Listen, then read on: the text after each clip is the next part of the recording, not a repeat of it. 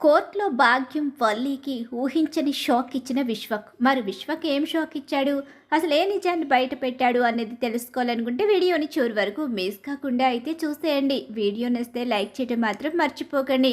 ఇక్కడ చూస్తే గవర్నమెంట్ కోడలా అంటూ తన కోడల దగ్గరికి వస్తుంది నర్మద. కాసేపు కోపంగా ఉన్నట్టయితే అంటూ ఉంటుంది. ఆ తర్వాత తన అత్తగారిని క్షమించి ఇద్దరూ ఒకటైపోతారు. ఈలోగా ఇక్కడ రామరాజు అయితే మాత్రం వల్లిని జాగ్రత్తగా చూసుకోండి, వల్లి విషయంలో నిర్లక్ష్యం చెయ్యొద్దని చెప్పేసి ఆల్రెడీ వేదవతితో చెప్పి వెళ్ళిపోతాడు. ఏంటి నువ్వు మా నాన్న నీ పక్కనున్నాడని చెప్పేసి నువ్వు నా దగ్గరికి వచ్చి నాతో సంతోషంగా ఉండాలి అనుకుంటున్నాము, మా నాన్నని అడ్డు పెట్టుకుని మా ఇంట్లో వాళ్ళతో ఒక ఆట ఆడుకోవాలి అనుకుంటున్నాము, ఇంకా అబద్ధాలు మోసాలు చేస్తూ మమ్మల్ని నిలువున ముంచేయడానికి ట్రై చేస్తున్నావు. నేను నీ మోసాలకి అబద్ధాలకి ఎట్టి పరిస్థితుల్లోని లొంగను. నువ్వు చనిపోతావంటే మా అమ్మ భయపడింది, కానీ నేను భయపడను. నువ్వు చనిపోయే రకానివి కాదు, చంపేసే రకానివే. కానీ నువ్వు ఎప్పుడు ఎవరిని ప్రశాంతంగా ఉండనివ్వని అర్థమవుతుంది.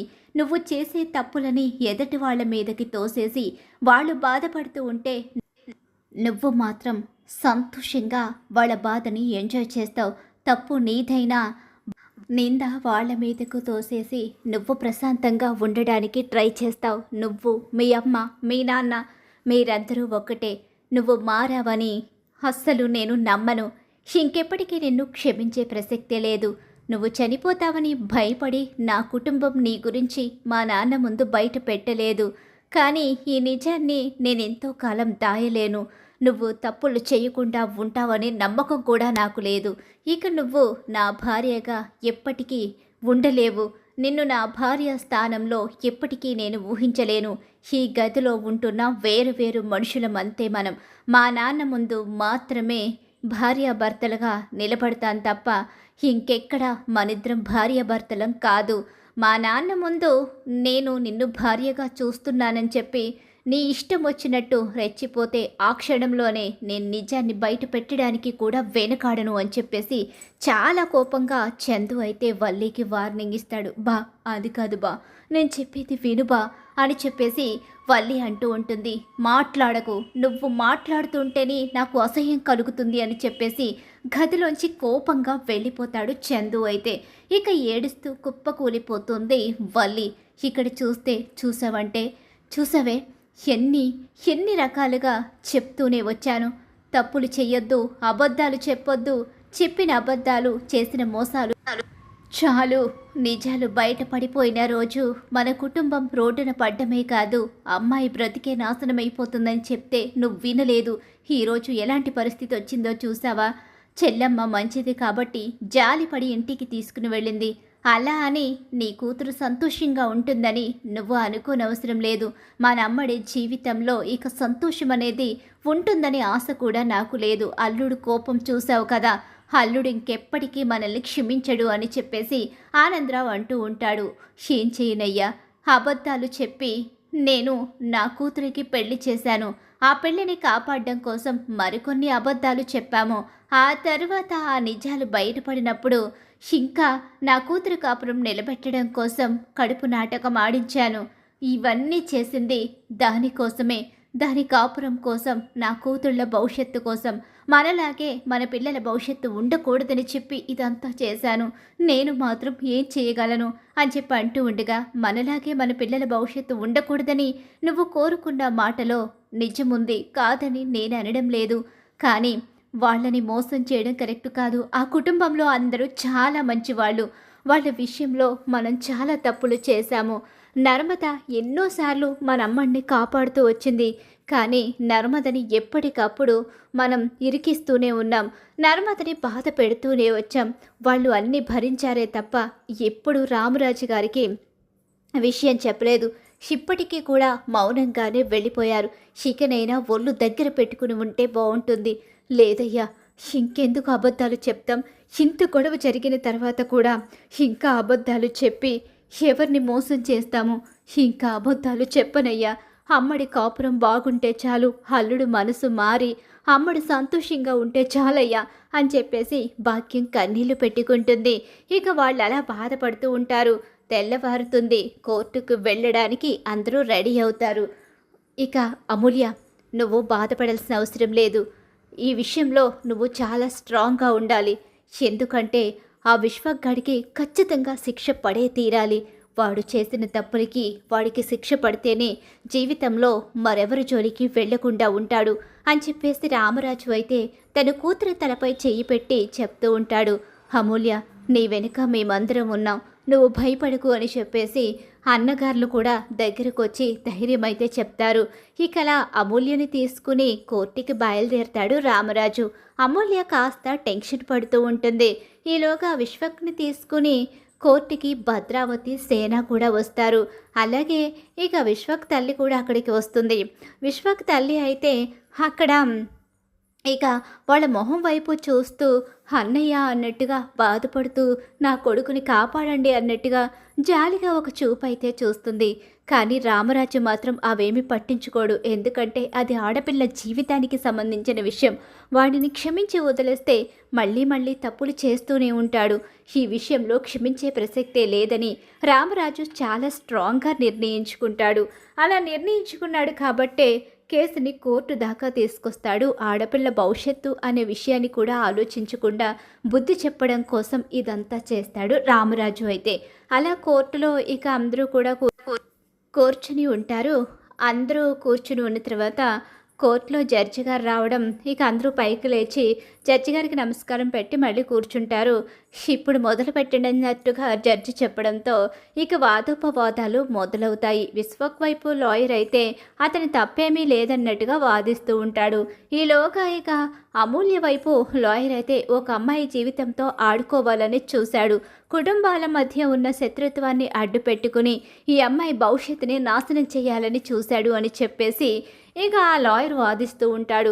ఇలా వాదోపవాదాలు జరుగుతూ ఉంటాయి. లేదు, నేనేం తప్పు చేయలేదు, నేను తనని అస్సలు ఏమీ అనలేదు, తన విషయంలో నేను తప్పు చేయలేదు అని చెప్పేసి విశ్వక్ వాదిస్తూ ఉంటాడు. తప్పు చేయకుండా కోర్టు వరకు ఎందుకు వచ్చావయ్యా అని చెప్పేసి జడ్జి అనేసరికి వీళ్ళు నా మీద లేనిపోని నిందలు వేసి లేనిపోని కేసులు పెట్టి నన్ను ఇలా తీసుకొచ్చారు. ఇప్పుడే కదా ఆ లాయర్ గారు అన్నారు, మా కుటుంబాల మధ్య ఉన్న గొడవల కారణంగానే నేను ఆ అమ్మాయిని ఏదో చేశానని, మా కుటుంబాల మధ్య ఉన్న గొడవల కారణంగానే వీళ్ళు నా మీద కక్ష కట్టి వాళ్ళ అమ్మాయి విషయంలో తప్పు నేను చేశానని చెప్పి నన్ను ఈ పరిస్థితికి తీసుకొచ్చారు అని చెప్పి విశ్వకు వాదిస్తూ ఉంటాడు. అలా చెప్పేసరికి ఈలోగా ఇక అమూల్య అయితే లేదు, నేను ఏ తప్పు చేయలేదు, నా విషయంలో నా వాళ్ళు ఎందుకు అలా తప్పు చేస్తారు, ఒక ఆడపిల్ల భవిష్యత్తుని అడ్డు పెట్టుకుని పగ తీర్చుకునే మనస్తత్వం నా వాళ్ళెవ్వరికీ లేదు. నా వాళ్ళు వాళ్ళ పనితో వాళ్ళు చేసుకుంటారు. నేను కాలేజీకి వెళ్ళడం రావడం తప్ప నాకు మరో ప్రపంచం తెలియదు. కానీ ఈ విశ్వక్ నా వెంటపడి ప్రేమిస్తున్నానని చెప్పి నన్ను పెళ్లి చేసుకోవడానికి ప్రయత్నించాడు. పెళ్లి చూపుల సమయంలో నన్ను బలవంతంగా తీసుకుని వెళ్ళిపోయాడు అని చెప్పేసి ఇక అమూల్య అన్నీ చెప్తూ ఉంటుంది. కన్నీళ్ళు పెట్టుకుంటూ బాధపడుతూ ఉంటుంది. అమ్మ అమూల్య అని చెప్పేసి అంటాడు. కానీ రామరాజు అక్కడ మాట్లాడే అవకాశం ఉండదు కదా. నేను ఈ తప్పులు చేయలేదంటే ఎవరు నమ్మడం లేదేంటి? ఏంటయ్యా, నువ్వు మాత్రమే తప్పు చేయలేదంటే సరిపోతుందా? అసలు వీటన్నిటికీ సాక్షులు ఏమైనా ఉన్నాయా? నువ్వు తప్పు చేయలేదని ప్రూవ్ చేసుకోవడానికి, అలాగే ఇతనే తప్పు చేసాడని ప్రూవ్ చేసుకోవడానికి మీ దగ్గర సాక్ష్యాలు ఉన్నాయా అంటూ ఆ ఇద్దరు లాయర్ని జడ్జి అడుగుతూ ఉంటాడు. అలా అడిగేసరికి మా దగ్గర సాక్ష్యాలు ఉన్నాయి అని చెప్పేసి అమూల్య తరపు లాయర్ అయితే కొన్ని సాక్ష్యాలను అయితే చూపిస్తాడు. విశ్వకు ఇక తన విషయంలో ఏమేం తప్పులు చేశాడో, కాలేజీకి వెళ్ళి తనని ఎలా ఏడిపించాడో, తనని ఎత్తుకుని వెళ్ళిపోయింది, ఇదంతా కూడా సాక్ష్యాలు. కొన్ని సాక్ష్యాలు అయితే ప్రేమ నర్మదా ఉన్నారు కదా, వాళ్ళు సంపాదిస్తారు. ఆ సాక్ష్యాలు ఇక కోర్టులో చూపించేసరికి నువ్వు తప్పు చేసినట్టు ఇంత క్లియర్గా ఉంటే తప్పు చేయలేదని వాదిస్తావేంటయ్యా? ఈ మధ్యకాలంలో ఆడపిల్లలంటే ఆట బొమ్మలు అయిపోయారు. ప్రతి ఒక్కడికి ఇదే పని అయిపోతుంది. ఆడపిల్లల భవిష్యత్తుతో ఆడుకునే ముందు మీ ఇంట్లో ఉన్నవాళ్ళు కూడా ఆడవాళ్లే అనే విషయాన్ని ఎందుకు గుర్తుంచుకోలేకపోతున్నారయ్యా అని జడ్జి అడుగుతూ ఉంటాడు. జడ్జి గారు, ఏంటమ్మా మీరిప్పుడు మాట్లాడకూడదు అని చెప్పేసి భద్రావతిని కూర్చోపెడతాడు జడ్జి. అయితే భద్రావతికి మాట్లాడే అవకాశం ఉండదు.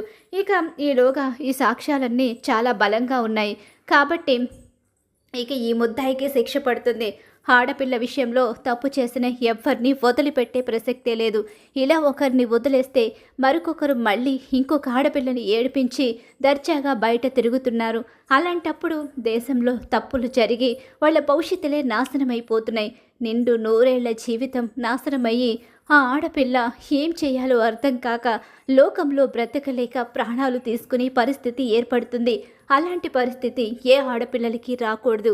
ఈ కోర్టులోనే ప్రతి ఆడపిల్లకి న్యాయం జరగాలని మేము సంకల్పించుకున్నాము అని చెప్పేసి జడ్జి చెప్తూ ఉంటాడు. లాయర్ కూడా ఇక అదే విషయాన్ని అందరికీ వివరంగా చెప్పడం అయితే జరుగుతుంది. సరే, నేనే తప్పు చేశానని అంటున్నారు కదా, నేను తప్పు చేశాను, కానీ నేను ఒకరికి డబ్బు కూడా ఇచ్చాను. మరి వాళ్ళు కూడా ఇక్కడికి రావాలి అని చెప్పేసి తను మాత్రమే ఇరుక్కోకూడదు, రామరాజు కుటుంబం పరువు పోవాలని ఎలాగో సాక్ష్యాలు దొరికిపోయాయి కాబట్టి రామరాజు కుటుంబంలో కూడా ఇక ఇలాంటి దుర్మార్గం చేయడానికి సపోర్ట్ చేసేవాళ్ళు ఉన్నారని నిరూపించాలి, రామరాజు తలదించుకునేలా చేయాలని చెప్పేసి ఇక ఎలా అయితే భాగ్యాన్ని వల్లిని అడ్డు పెట్టుకున్నాడో ఆ విషయాలన్నీ చెప్పేయాలని నిర్ణయించుకుంటాడు. విశ్వక్ అయితే తప్పు చేయడానికి వాళ్ళ ఇంట్లో వాళ్ళే నాకు సపోర్ట్ చేశారని చెప్పడంతో, ఏంట్రా నా ఇంట్లో వాళ్ళు నీకు సపోర్ట్ చేశారా? కేసుని తప్పుదోవ పట్టించడానికి చూస్తున్నావా? రామరాజు గారు, మీరు అలా మాట్లాడకూడదు అక్కడ. ఏంటి, కేసుని తప్పుదోవ పట్టించడానికి చూడడం లేదు. నేను చెప్పేది నిజం. నేను వాళ్ళకి డబ్బు కూడా ఇచ్చాను. నేను తనని ప్రేమిస్తున్నట్టు, ఇక అలాగే తను కూడా నన్ను ప్రేమించేలా చేయమని చెప్పేసి తనని నమ్మించి నన్ను ప్రేమించేలా చేయమని, నా చుట్టూ తను తిరిగేలా చేయమని తన ఇంట్లో వాళ్ళకి నేను డబ్బులు ఇచ్చాను అని చెప్పి అంటూ ఉండగానే, సాక్ష్యం ఏంటి? సాక్షుల్ని తీసుకొస్తేనే కదా సాక్ష్యం బయటపడుతుంది. ఎవరా సాక్షులు? వాళ్ళ ఇంట్లో ఉన్న అదే ఆ రామరాజు గారి ఇంట్లో రామరాజు గారి పెద్ద కోడలు, అలాగే రామరాజు గారి పెద్ద కోడలు వాళ్ళమ్మ, వాళ్ళిద్దరిని తీసుకుని రమ్మని చెప్పండి. భాగ్యం వల్లిని ఇక్కడికి తీసుకుని రమ్మని చెప్పండి. నా కుటుంబం మీద నింద వేసి నా కుటుంబంలో వాళ్ళ పరువు తీయాలని చూస్తున్నాడు వీడు. వాళ్ళు ఇక్కడికి రారు అంటే ఏంటి రామరాజు, భయపడుతున్నావా? అంటే నీ ఇంట్లో వాళ్ళు తప్పు చేయరు, నా ఇంట్లో నా మేనల్లుడు మాత్రమే తప్పు చేశాడని ప్రూవ్ చేయాలనుకుంటున్నావా ఏంటి? నిజమే, వాడు నీ కూతుర్ని ప్రేమించానని నమ్మించడం కోసం నీ కూతురు వెంట పడ్డానని వాడు ఒప్పుకున్నాడు. మరి దానికి వేరే వాళ్ళు కూడా మధ్యలో ఉన్నారని వాళ్ళకి డబ్బిచ్చి వాళ్ళను కూడా ఇక తన వైపు తిప్పుకున్నాడని, వాళ్ళు డబ్బుకి కక్కుర్తిపడి నీ ఇంట్లో ఆడపిల్ల జీవితం నాశనం చేయడానికి ప్రయత్నించారని మరి వాడే చెప్తున్నాడు కదా. అలాంటప్పుడు మరి నువ్వు ఒప్పుకోకపోవడానికి ఏముంది ఇక్కడ? అంటే నీ కుటుంబం పరువు పోతుంది. ఇక్కడున్నది నీ పెద్ద కోడలు కాబట్టి నీ పెద్ద కోడలు తప్పు చేస్తుందని తెలిస్తే నువ్వు తలదించుకునే పరిస్థితి వస్తుందని చెప్పేసి భయపడుతున్నట్టున్నావు రామరాజు అని చెప్పేసి భద్రావతి అంటూ ఉండగానే, ఈలోగానే ఫోన్ చేసి భాగ్యాన్ని వల్లిని పిలిపిస్తాడు రామరాజు. అయితే ఇద్దరు అక్కడికి వస్తారు. అక్కడికి వచ్చేసరికి ఇద్దరు అప్పటికే షాక్ అయిపోయింది ఈరోజు. ఇక ఎవరి ముందైతే నిజం బయట పడకూడదని ఇన్ని రోజులు అనుకున్నామో, అత్తయ్య ఇంట్లో వాళ్ళు ఎవ్వరూ నిజాన్ని బయట పెట్టలేదు. కానీ ఇప్పుడు కోర్టులో నిజం బయట పడిపోయేలా ఉంది. మన పరిస్థితి అయిపోయింది, మావయ్య చేతిలో ఇక మన చావే అని చెప్పేసి అనుకుంటూ లోపలికి చాలా భయపడుతూ టెన్షన్ పడుతూ వస్తారు వల్లి అలాగే భాగ్యం ఇద్దరు కూడా. అలా వచ్చేసరికి ఈలోగా వస్తున్నారు చూడండి, వాళ్ళ మొహాల్లోని భయం చూస్తేనే అర్థమవుతుంది కదా వాళ్ళు తప్పు చేశారని అని చెప్పేసి అంటూ ఉంటుంది భద్రావతి. ఇక వీళ్ళ కారణంగానే నేను ఇదంతా చేశాను, వీళ్ళ సపోర్ట్తోనే నేను ఇదంతా చేశాను, నేను వీళ్ళకి డబ్బు ఇచ్చాను, తనని నేను ప్రేమిస్తున్నానని నమ్మించమని, తను నన్ను ప్రేమించేలా చేయమని నేను కుర్రతనంతో డబ్బులిచ్చాను. కానీ వీళ్ళు ఆ డబ్బుకి కక్కుర్తిపడి ఆ ఇంటి పిల్లని నా వైపు తిప్పడానికి ప్రయత్నించారు. అమూల్య నా వైపు తిరిగి ఇక నన్ను ప్రేమించేలా చెయ్యాలని చెప్పి, అదిగో ఆవిడ పెద్ద వదిన, ఈ అమూల్య పెద్ద వదిన వల్లియే. తను ప్రతిసారి మా ఇద్దరూ కలిసి మాట్లాడుకోవడానికి ప్రతిసారి మాకు అవకాశం కల్పించి అమూల్యను నా దగ్గరికి తీసుకుని వచ్చేది అని చెప్పేసి కుండ బద్దలు కొట్టినట్టు జరిగిన విషయాలు మొత్తం బయట పెట్టేస్తాడు. ఎప్పుడైతే తనకి శిక్ష పడుతుంది అని తెలిసిన తర్వాత రామరాజు కుటుంబం పరువు కూడా తీయడం కోసం ఇక వల్లి వాళ్ళ అమ్మ నాన్న ఎలా సపోర్ట్ చేశారో వాళ్ళ అమ్మ నాన్న ఇక విశ్వక్ దగ్గరికి వచ్చి ఏమేం చెప్పి రెచ్చగొట్టారో, పెళ్ళైన తర్వాత ఎలాగో కలిసి ఉండాలి కాబట్టి ఆ అమ్మాయితో నువ్వు కలిస్తే అప్పుడు ఎలాగైనా నీ జీవితంలో ఆ అమ్మాయి చేసిన గాయం మర్చిపోతావు. అప్పుడు ఆ అమ్మాయికి శిక్ష పడుతుంది, చచ్చినట్టు ఇక్కడే పడి ఉంటుంది.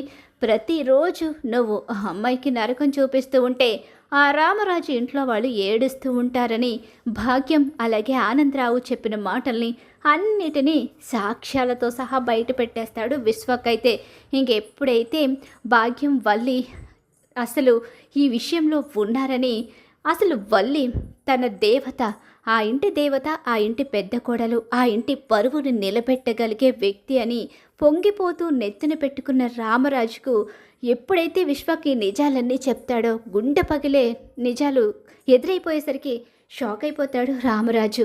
ఇదంతా ఏంటి అమూల్య, వాడు చెప్పేది? నాన్న అది కాదు నాన్న, వాడు చెప్పేది నిజమా అబద్ధమా చెప్పమ్మా, ఈ విషయంలో మీ వల్లి వదిన? అవును నాన్న, వల్లి వదినే ఇదంతా చేసింది. ఇదంతా జరగడానికి కారణం వల్లి వదినే నాకు ప్రతిసారి విశ్వక్ గురించి చెప్పేది. నన్ను విశ్వక్తో మాట్లాడమని అక్కడికి తీసుకుని వెళ్ళేది. డబ్బు తీసుకున్న విషయం నాకు తెలియదు నాన్న, ఇది మాత్రం నిజమని చెప్పేసి అంటూ ఇక అమూల్య చెప్పేసరికి రామరాజు కుప్పకూలిపోతాడు అక్కడే. ఇక షాక్ అయిపోయి ఉండిపోతాడు. అన్నయ్య గారు, అది కాదు అన్నయ్య గారు, మేము కావాలని చేయలేదు, తప్పనిసరి పరిస్థితిలో అని చెప్పి ఇక భాగ్యమైతే వణికిపోతూ రామరాజుకి చేతులు జోడిస్తూ ఉంటుంది. నోరు ముయ్యి అంటూ గట్టిగా అరుస్తాడు రామరాజు. ఏంటండి ఇదంతా? అసలు ఇలాంటి వాళ్ళు కూడా ఉన్నారా? ఇదేంటండి, ఇలా ఆడపడుచు జీవితాన్ని నాశనం చేసే ఈ అమ్మాయి లాంటి వాళ్ళను మేమెక్కడా చూడలేదండి. మీ ఇంట్లో కూడా చాలా పెద్ద తప్పు జరిగింది కదా రామరాజు గారు, మరి ఇంట్లో వాళ్ళపైనే నింద వేయడం కరెక్ట్ కాదు కదా. అతను డబ్బు ఇచ్చాడే అనుకోండి, మరో ఆడపిల్ల భవిష్యత్తుని నాశనం చేయడానికి వీళ్ళెలా ఒప్పుకున్నారు? ఇప్పుడు ఇతనితో పాటు వీళ్ళకి కూడా శిక్ష పడుతుంది.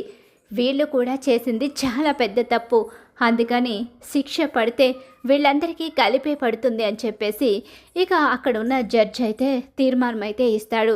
అలా ఇచ్చేసరికి రామరాజుకి ఏం మాట్లాడాలో అర్థం కాదు. ఇంకేం మాట్లాడతాడు? తప్పంతా నా మేనల్లుడి మీదే ఉంది అనుకుని వెర్రవీగుతూ కూతుర్ని కోర్టుకి తీసుకొచ్చాడు. తన పెద్ద కోడలు కూడా ఇందులో ఉంది. తన పెద్ద కోడలు చాలా రాజకీయం చేసి రామరాజుని మోసం చేసిందని తెలుసుకున్న తర్వాత రామరాజు నోటి వెంట మాట రాదు. నా కొడుకేం పర్వాలేదు, నా కొడుకు దర్జాగా బయటకు వస్తాడు, కొన్ని నెలలు లేకపోతే సంవత్సరాల తర్వాత మళ్ళీ ఆస్తిని అంతస్తుని అనుభవిస్తూ వాడికి ఇక్కడ పడిన శిక్షని మర్చిపోయి ప్రశాంతంగా మారి వాడి భవిష్యత్తుని వాడు మళ్ళీ తీర్చిదిద్దుకుంటాడు. కానీ రామరాజు పరిస్థితి అలా కాదు కదా. రామరాజు కోడలు ఆడపిల్లకి శిక్ష పడితే రామరాజు తలదించుకోవడం తప్ప వేరే పరిస్థితి లేదు అంటూ శయన హేళనగా మాట్లాడతాడు. ఇక ఇలా మాట్లాడేసరికి ఇక రామరాజుకి ఏం చేయాలో అర్థం కాదు. షాక్ అయిపోయి చూస్తూ ఉండిపోతాడు. వల్లి గురించి నిజం బయటపడిపోవడంతో వల్లి మొహం కూడా చూడడానికి ఇష్టపడ్డు. కోర్టు కాబట్టి ఇక అక్కడ ఏమీ మాట్లాడలేక బయటకైతే వచ్చేస్తాడు రామరాజు. అలా బయటకు వచ్చి వల్లి చెంప పగల కొడతాడు. ఇప్పుడు కోర్టులో శిక్ష పడుతుంది, శిక్ష అనుభవించడానికి సిద్ధంగా ఉండు అని చెప్పేసరికి ఇద్దరు కాళ్ళ మీద పడిపోతారు. అలా పడిపోయి క్షమాపణ అడిగి ఇంకెప్పుడూ తప్పు చేయం, చాలా పెద్ద తప్పు చేశాం, మీరు ఎలాంటి శిక్ష అయినా వేయండి, కానీ కోర్టు కటకటాల్లోకి వెళ్లే శిక్ష మాత్రం వేయొద్దని కాళ్ళు పట్టుకుంటారు. ఇద్దరు కూడా ఎంతగానో ఏడుస్తూ ఇంకా దాంతో క్షమాభిక్ష పెట్టమని ఈ కేసుని వాపస్ తీసుకుంటున్నామని చెప్పేసి వల్లి విషయంలో మాత్రం క్షమించే ప్రసక్తే లేదు, కటకటాల వెనక్కి తోయించలేదు, అంతే తప్ప వల్లికి శిక్ష మాత్రం నేను వేసే తీరుతాను. వల్లి ఇక నా ఇంటికి రావడానికి లేదు, వల్లి మొహం కూడా నా ఇంట్లో కనిపించడానికి లేదు, వల్లి నీడ కూడా నా ఇంటి మీద పడడానికి లేదు, మీ కుటుంబంలో ఎవ్వరూ మా ఇంటి వైపు తొంగి చూడ్డానికి కూడా లేదు, అదే నేను మీకు విధించే శిక్ష. మీ కారణంగా ఈ విశ్వగాడిని కూడా వదిలిపెట్టాల్సి వచ్చింది, కానీ వీడు మరోసారి తప్పు చేస్తే కోర్టు వరకు తీసుకురాను, నడి రోడ్డు మీదే చంపేసి నేను జైలుకు వస్తాను అని చెప్పేసి అంటూ విశ్వక్కి షాక్ ఇస్తాడు. ఇటు వల్లికి షాక్ ఇస్తాడు. విశ్వక్ చేసిన పనితో ఇక వల్లి గురించి భాగ్యం గురించి నిజమైతే బయటపడిపోతుంది రామరాజు ముందు. అలా వల్లి భాగ్యానికి మరో షాక్ అయితే ఎదురవుతుంది. మరి ఖచ్చితంగా రాబోయే కథలో ఇలా అయితే జరిగిపోతుంది. ఇలానే జరగాలని మీరు కోరుకుంటున్నారా? అయితే వీడియోని తప్పకుండా లైక్ చేయండి. మీరు ఇచ్చే ఒక్క లైక్ సపోర్ట్ అండ్ ఎంకరేజ్మెంట్గా ఉంటుంది.